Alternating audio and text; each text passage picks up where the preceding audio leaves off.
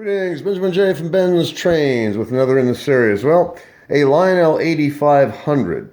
I got this, I don't know, some months ago. Anyway, I picked this up on eBay for 12 bucks. It runs perfectly, forward and reverse. Manual E-unit in it, a switch on the back. Just it has the same motor as the 8200, in fact. But as you notice, it's missing the stack. Now, I originally put a brass fitting on there to use as a stack, and it worked. But figured I'd go ahead and put a stack on it since I have absolutely nothing to do. So I took an old 400 shell and sawed the stack off of it, and I will just epoxy this in place. And as you see, that will be a virtual perfect replacement for the missing stack. It'll only take a minute to put this on. I'll just use a bit of epoxy putty probably. Get that centered, let it cure, and I have a new stack on the 8500. So I'll be doing that. Anyway, the 8500 is running really well, as you see. Same motor as the 8200.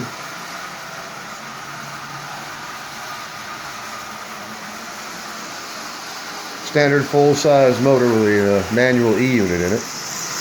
Anyway, like I said, I picked this up for 12 bucks on eBay, and it was missing the stack. And let me find the switch. It's really hard to do this with a camera in your hand.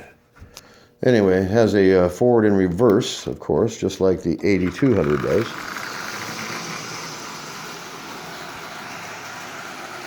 And it runs well. I don't run it very often at all.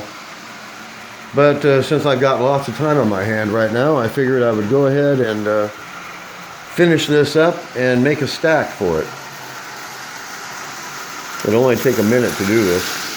So like I said, I just sawed this off an old 400 shell and get it centered and put it on there with some epoxy putty. And from a foot away, you would never know that was a replacement. It's the right color, it's the right size, looks all right. Anyway, I think it's going to work just fine. It's really, really easy and simple expedient.